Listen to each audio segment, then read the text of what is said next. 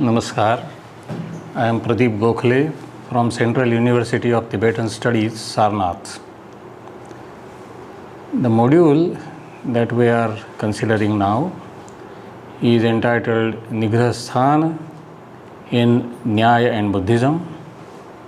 The e-text has been written by Professor Ratna Datta Sharma from Jadavpur University. Indian philosophers often entered into controversies with other philosophers or philosophical systems.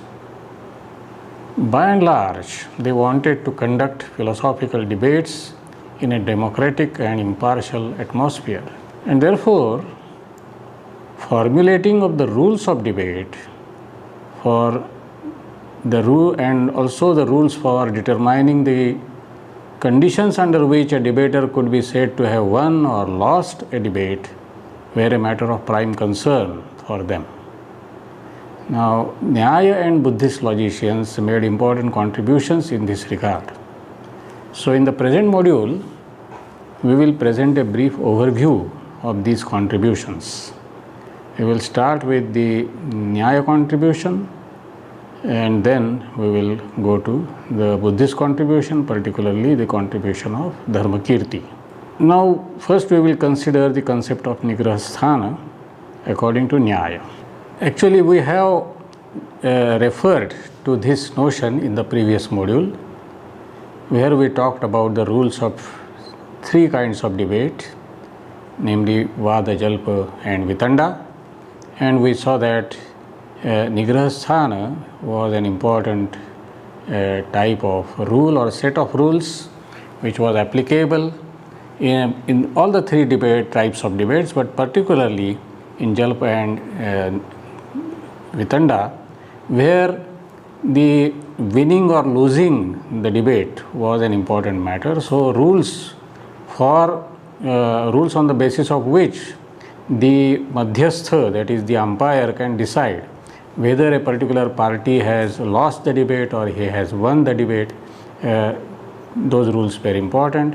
And Gautama in Nyaya Sutra gives a list of such rules. He gives a definition of these rules of Nigrahasthana also. And what is the definition that he gives? That Nigrahasthana consists in Apratipatti and Vipratipatti. Apratipatti means ignorance, Vipratipatti means false cognition. So, the idea is that due to Apratipatti or Vipratipatti, the arguer either fails totally or fails to discharge his duties in the appropriate time and in the appropriate manner. This being detected leads to the humiliation of the arguer. So, Gautama in Nyaya Sutra just mentions Nigrahasthana in the very first sutra, where he gives the list of all the relevant terms. Then in Nyaya Sutra 1 to 60, he defines Nigrahasthana. In Nyaya Sutra 5.2.1, he mentions different varieties of Nigrahasthana. And in the 5th chapter of Nyaya Sutra, he offers the definitions of 22 types of defeat situations. So, now what we are going to do is to try to understand these 22 types of Nigrahasthana which Gautama mentions and he also describes in Nyaya Sutra chapter 5. So, first Nigrahasthana is called Pratijñā Hani. Actually, you will find that the first four Nigrahasthanas are related to Pratijñā. Somehow they are concerned with Pratijñā. Pratijñā Hani, Pratijñā Antara, Pratijñā Sannyasa and Pratijñā Virodha. So, what is Pratijñā Hani?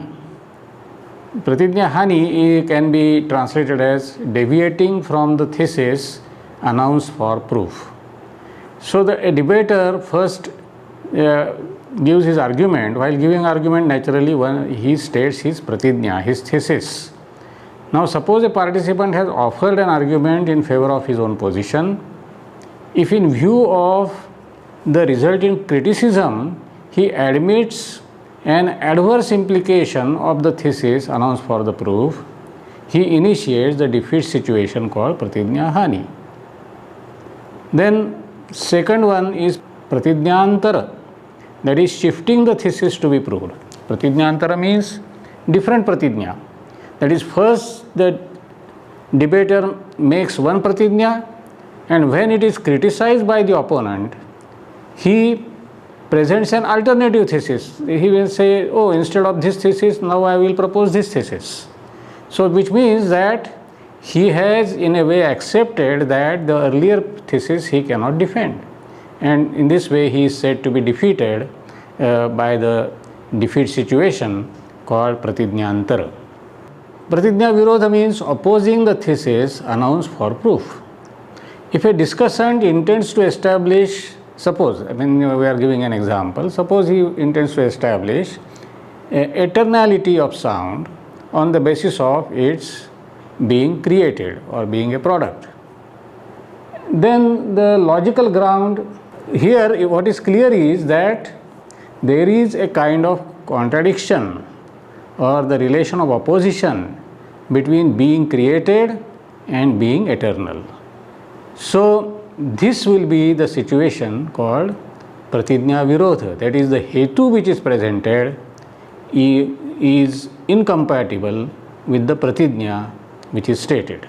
Then we go to fourth, that is pratijna sannyasa, renouncing the thesis already announced.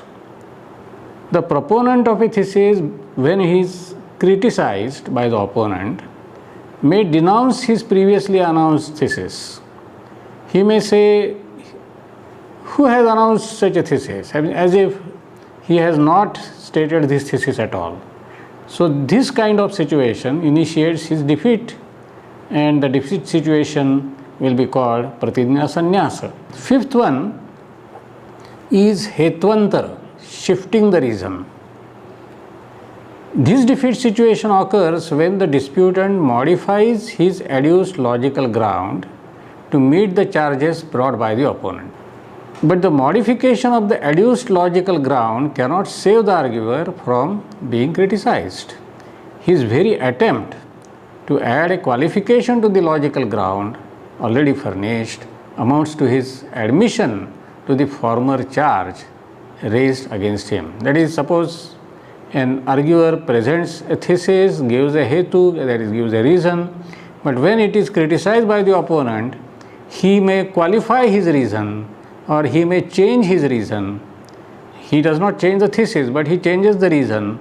This will be taken as a defeat situation of the arguer, and it will be called hetwantara. Then arthantara. Arthantara means shifting the topic, that is, making some irrelevant statements, changing the topic. When one is criticized, one realizes that, oh, something seems to be wrong in my argument, but then instead of admitting it, he may shift the topic. Suppose a participant in argumentation intends to establish an argument but unable to refute the charge brought against him, he introduces an irrelevant topic. That is, suppose he presents a hetu, and then when he is criticized, then he may start talking about etymology of the word hetu, then that will be regarded as an irrelevant talk, shifting the topic.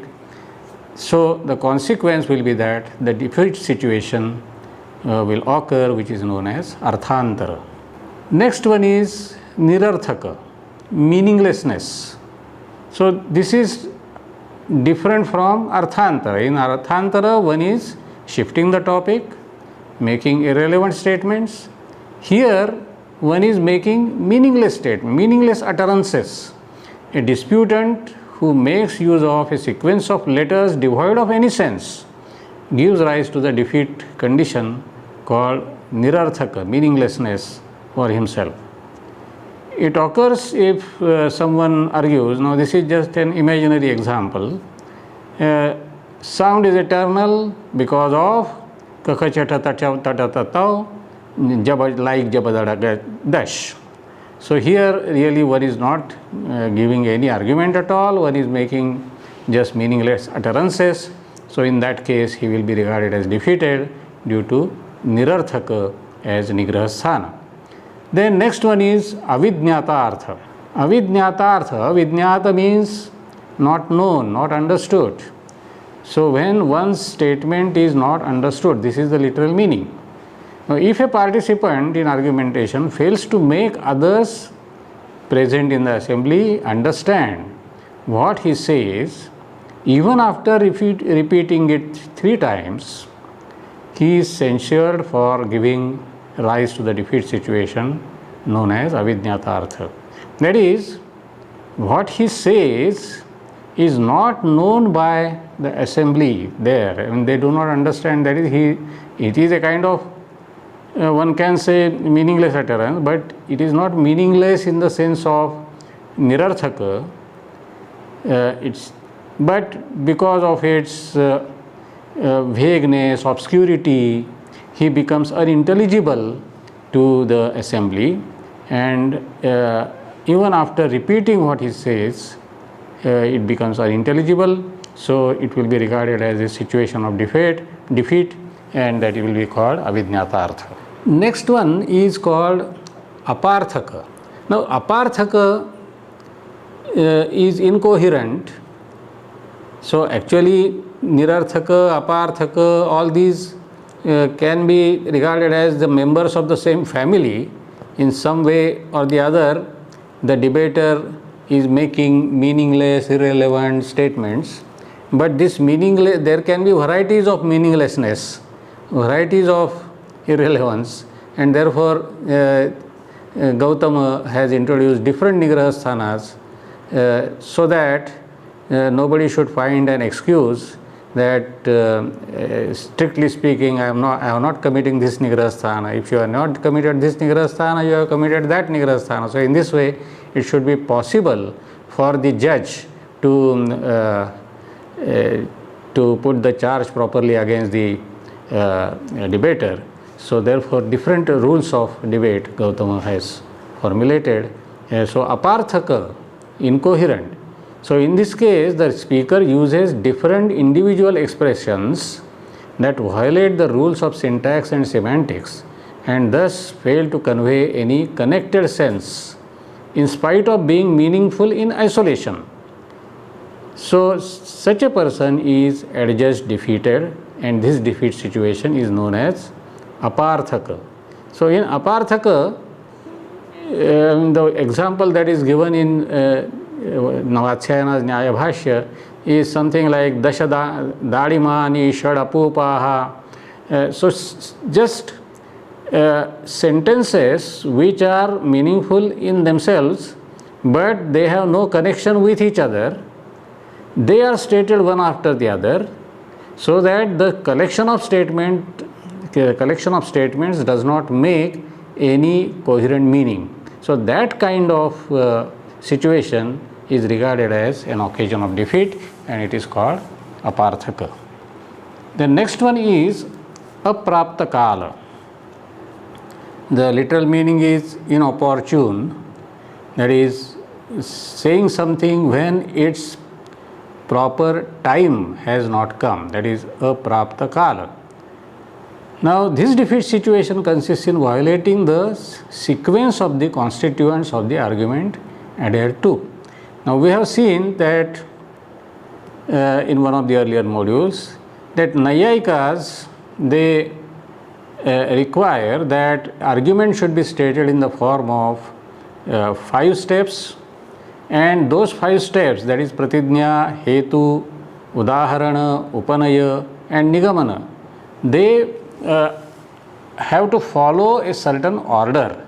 That is, you cannot first state hetu and then pratijna. First you have to state pratijna, then hetu, then udaharana, then upanaya, then nigamana. So this particular order should be followed. But suppose somebody states an argument without following this order, then he is committing this occasion of defeat called aprapta kala.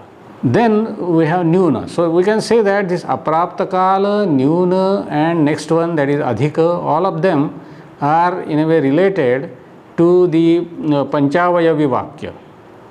That is, the argument should be presented in the form of 5-step argument. Now, and in that 5-step argument, a certain order should be followed. So, if that order is not followed, then aprapta kala nigrahasthana will occur. If one does not state all the 5 steps, but suppose only 3 steps or only 2 steps, then the argument will be deficient, because sufficient number of steps have not been stated, and then it will be nyuna. So, nyuna means stating less than required or insufficient number of steps.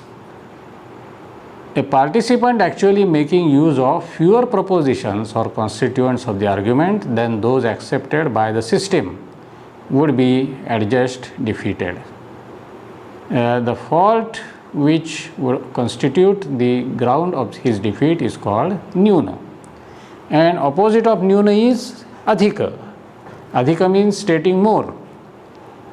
The situation is altogether opposite in the case of adhika. According to Nyaya Sutra, the employment of more than one logical ground and example causes the humiliation of the participant and gives rise to the defeat situation known as adhika. That is, in one argument, only one hetu should be stated, or only one udaharana should be stated, not 2 udaharanas, 2 hetus. So, stating more hetus when they are not required, stating more udaharanas when they are not required, is stating something more which is not necessary, and that will amount to nigrahasthana called adhika. So, here one point should be taken into account, that one of the marks of the situation of defeat is redundancy. That is, it is not only not stating something which is required, but also stating something which is not required, just making repetitions. That will also be regarded as an occasion of defeat, and adhika is of that type. Then punarukta, next occasion of defeat is punarukta, which means repetition. This defeat situation stipulates that there is no scope for repetition, whether semantic or verbal, which is uncalled for in the context of argumentation. That is, sometimes the punarukta is of 2 kinds, shabda punarukta and artha punarukta. Sometimes the debater, just in order to emphasize that his argument is right, he may repeat his argument, verbally, or some of the steps he may repeat verbally when that is not required, or they may not repeat them verbally, but they may repeat them in some other words. That is, the meaning, it will be repetition in terms of meaning, though it may not be repetition in terms of words. So, that will be artha punarukta. Both the types of punarukta are regarded as defects in debate, and therefore they will be regarded as nigrahasthana. The next one is ananubhashana, that is, failure to reproduce. A disputant, before criticizing the position of the opponent, must first restate the position of his opponent to show that he has understood it. The failure to reproduce the position of his opponent indicates that he has failed to understand it. And the failure to reproduce the position of the proponent by the opponent, even after it has been repeated thrice, constitutes this ground of defeat. So, when proponent presents his position, the opponent, when he wants to refute it, he should be able to reproduce it, which shows that he has understood the position. If he fails to reproduce it, then it will be an occasion of defeat. So, next one is ajnana. Ajnana means failure to understand. Now, if a participant fails to apprehend the position of the other participant, even though the others present there have been able to do so. So, all the members of the assembly understand what the proponent says, but the opponent does not understand it, then it will be regarded as the defeat of the opponent. So whosoever does not understand the position properly, when others understand it, then it will be regarded as the defeat situation called ajnana. And next one is called apratibha. Apratibha means non-ingenuity or non-imagination. That is, the idea is that when the proponent presents an argument, the opponent has to give criticism. But suppose because of his inability to imagine, inability to think about the possible objection, that is apratibha, he cannot present the objection at all. He cannot find fault with the argument given by the proponent. Then it will be regarded as the occasion of defeat of the opponent. That is, in the context of argumentation, the proponent, in order to establish his own position, adduces evidence. Then it is the duty of the opponent to criticize his position. If the opponent fails to discharge his duty, he is criticized for giving rise to the defeat situation called apratibha. It consists in the failure to find a flaw in the position of the proponent. Next one is vikshepa. Vikshepa means evasion. It is something like to find excuses. Being apprehensive of the lack of cogency of his argument or failing to offer any viable criticism against the opponent, or realizing his incapability of answering the objections brought by the opponent, a disputant may snap the chain of discussion in the pretext of an urgent piece of business. So if he does so, he is adjudged defeated. The situation that constitutes the ground of his defeat is known as vikshepa. Next one is matanudnya. Matanudnya means, literal meaning is mata anudnya, that is admitting a view, admitting a charge. If the disputant, instead of answering the objection brought against him, raises the same objection again against the opponent, he himself will be censured for giving rise to the defeat situation known as mata anudnya for him. Next one is called paryanuyojyopekshana. So here we can say that this paryanuyojya upekshana and the next one niranuyojyanuyoga, they are actually two nigraha sthanas opposite of each other. That is paryanuyojya upekshana. Upekshana means overlooking. Paryanuyojya means the possible objection. So overlooking the fault where it really is, that is paryanuyojya upekshana. And niranuyojya anuyoga, that is finding a fault where there is none. So when there is a fault, if you overlook it, then it is your mistake. If there is no fault but you find a fault, then also it is your mistake, and in both the cases you will be regarded as defeated. If the participant in discussion fails to find out the fault vitiating the position of the opponent, he gives rise to the defeat situation known as paryanuyojyopekshana. And in case the arguer criticizes the opponent for committing a fault, even though it is not actually the case, he initiates the defeat situation known as niranuyojya anuyoga. Now, last two. One is called apasiddhanta and the last one will be called hetvabhasa. Now, apasiddhanta means deviating from a tenet already admitted.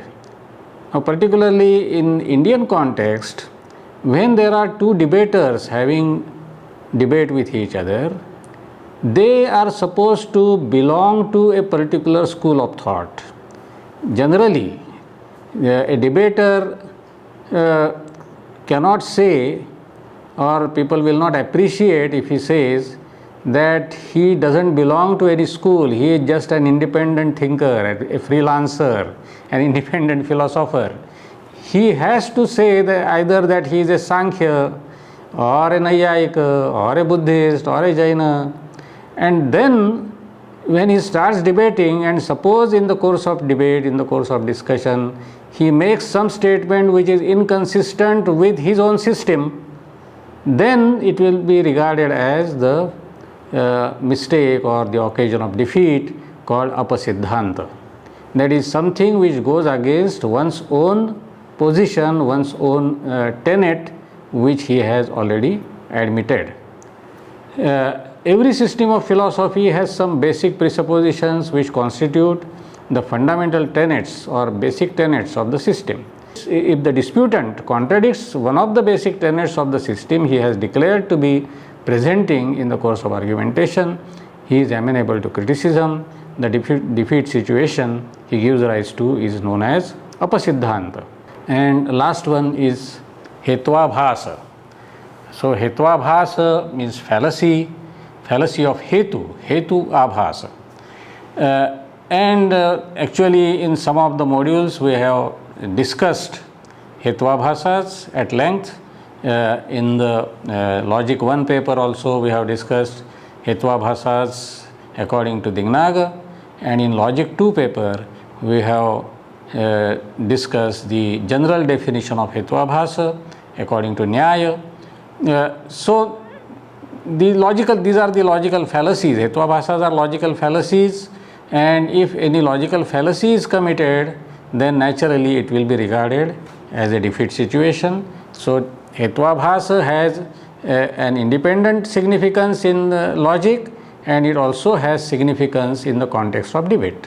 Now we come to the Buddhist approach to Nigrahasthana. Now Buddhist approach to Nigrahasthana we will be mainly considering in the context of Dharmakirti. Dharmakirti, who was the 7th century Buddhist logician, he wrote a text called Vadanyaya, that is logic of debate. In this, he criticized the Nyaya theory of Nigrahasthana, and in the same text he also presented his own theory of Nigrahasthana. Now what were his views which he presented? That we will see. Now although he uses the word Vada there in the title of the text, Vadanyaya, it is not the same as what Nayayikas called Vada.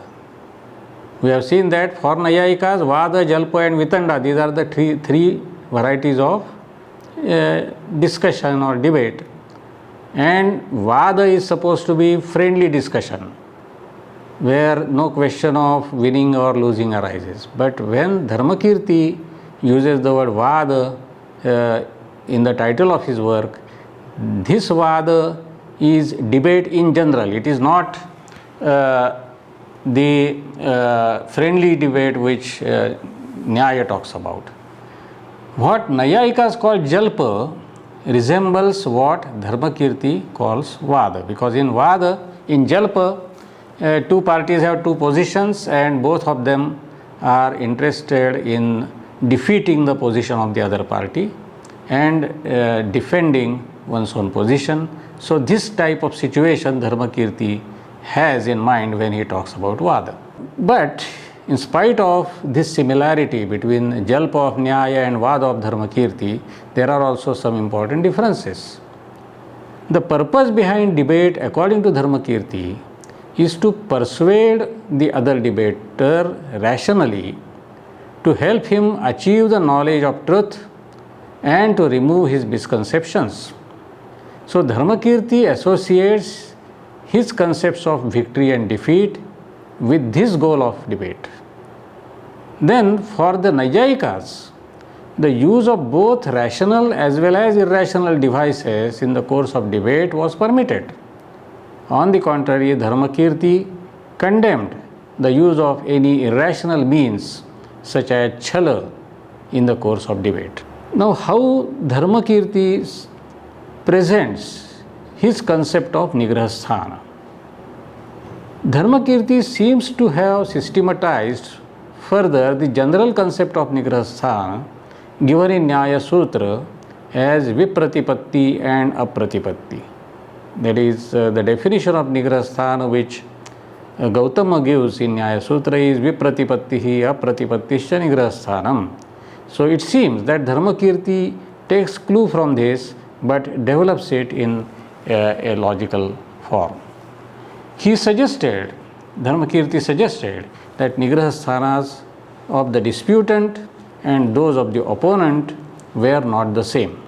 So he distinguished between Vadins Nigrahasthan and Prativadins Nigrahasthan. In his theory, Dharmakirti coined the expressions Asadhananga Vachana and Adoshodbhavana, which could be interpreted in different ways so as to cover all points of defeat. So we have seen that Gautama gives 22 Nigrahasthanas. Instead of that, Dharmakirti simply says that there are only basic 2 Nigrahasthanas. One is Asadhananga Vachana and the other is Adoshodbhavana. But at the same time, he interprets Asadhananga Vachana in various ways and Adoshodbhavana also in various ways, so that from the same expression you can derive different Nigrahasthanas. The Nyaya classification, now we are now considering Dharmakirti's criticism of Nyaya classification. According to Dharmakirti, Nyaya classification is not mutually exclusive. Many Nigrahasthanas which are mentioned separately in Nyaya list can be clubbed together. Nyaya classification is not collectively exhaustive also. Nayayikas often allow invention of new types on the basis of minor differences. If this practice is followed, then any number of types can be added to the Nyaya list. Thirdly, the Nyaya framework of Anumana is defective, according to Dharmakirti. The Nyaya scheme of 5 characteristics of Hetu and corresponding 5 fallacies of Hetu, similarly the doctrine of 5 steps, that is 5 avayavas, are not acceptable to Dharmakirti. This had implications for the acceptability of the Nigrahasthanas, namely Hetvabhasa, Pratidnyantara, Pratidnya Sannyasa, Nyuna, Adhika, Aprapta Kala, and so on. Because, for example, for Dharmakirti, Pratidnya itself is not a necessary step in argument. If Pratidnya itself is not necessary, then Pratidnyantara, Pratidnya Sannyasa, etc. will not have any significance as Nigrahasthanas. Then Nyuna, for example, that is less number of steps. Instead of 5 steps, suppose somebody states only 3 steps or 2 steps, then it was Nigrahasthana according to Gautama. But Dharmakirti is saying that ultimately only 2 steps are necessary and sufficient. So for him, that will not be a case of Nyuna. Aprapta Kala, that is the order of steps. Dharmakirti claims that you can state the premises in any order. You may state Paksha Dharmata first and then Vyapti, or Vyapti first, then Paksha Dharmata. From logical point of view, it does not make any difference. So, considering these objections to the Nyaya theory of inference, we can say that from Dharmakirti's point of view, alleged points of defeat will not be points of defeat at all. Now we come to Dharmakirti's own formulation, namely Asadhananga Vachana and Adoshodbhavana. The disputant would be failing in his job if he were to present fallacious arguments or to make irrelevant or redundant statements, or simply fail to present or justify a sound argument.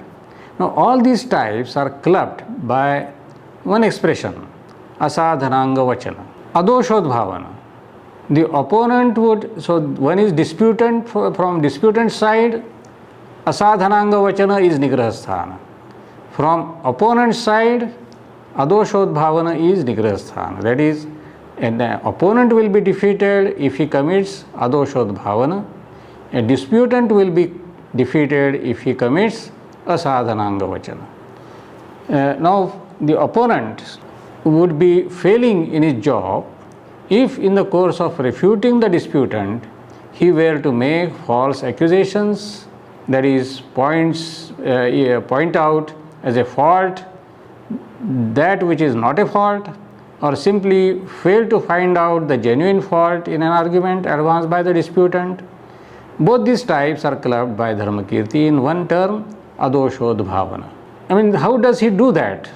The term asadhananga vachanam can be derived minimally in two ways. Asadhanangasya vachanam, that is stating what is not a constituent of proof, and na sadhananga vachanam, that is not stating a constituent of proof. The first derivation includes the occasions such as the statement of what is redundant as a part of proof, then the statement of a fallacious constituent of proof, and the statement of something irrelevant. Second derivation, according to Dharmakirti, includes the occasions such as non-statement of a constituent of proof and non-justification of a constituent of proof. So the above five occasions give us the occasions of disputant's defeat. Now we come to the occasions of the opponent's defeat. The Dharmakirti uses only one term, adoshodbhavanam, but it can be explained minimally in two ways. Adoshasya udbhavanam, that is pointing out as a fault what is not a fault. Na doshodbhavanam, not pointing out a fault. In this way, the opponent may be defeated in two situations, either when he points out a fault which is not a fault, or he does not point out a fault which is a fault. So this is how Dharmakirti's approach to Nigrasthana is different from Nyaya approach. About that there is no question, but that does not mean that the two theories cannot meet at all. Dharmakirti is not very critical about the two Nyaya Nigrasthanas, namely apratibha, non-imagination, and hetvabhasa, fallacies of provenance. Although he may dispute with them in details, but in theory, in principle, you can say he is not very critical about these two Nigrasthanas. In fact, Dharmakirti in one place goes to the extent of saying that the two Nigrasthanas, namely hetvabhasa and apratibha, cover all the Nigrasthanas. Then Dharmakirti accepts the Nyaya Nigrasthana punarukta with some qualifications, since it seems to imply stating what is redundant as a part of proof. In Dharmakirti's scheme, stating something redundant as a part of proof is a Nigrasthana. Similarly, Dharmakirti seems to clearly accept arthantara of Nyaya, which would be statement of something irrelevant. Then, in general, we can say that when Dharmakirti is critical about the Nyaya classification, he is not opposed to each and every type of Nigrasthana of Nyaya. He is ready to accept those Nyaya Nigrasthanas which are formally compatible with his own classification, which is more systematic. So Dharmakirti's classification is more systematic, whereas Nyaya classification is not that systematic. This is the difference, but otherwise there are some meeting points where some of the Nigrasthanas would be acceptable to both. So in this module, we have concentrated on the concept of Nigrasthana, how it was understood in Nyaya tradition and how it was understood by the Buddhist philosopher Dharmakirti, and how they follow certain different perspectives, different norms, but at the same time there are some possible meeting points where some of the Nigrasthanas, at least in their form, in their content, they may differ from each other, but in form they could be acceptable to both Nyayikas and Buddhists. Students are advised to see the e-text for more details, and also some of the references which are given for additional reading, they are advised to consult. Thank you.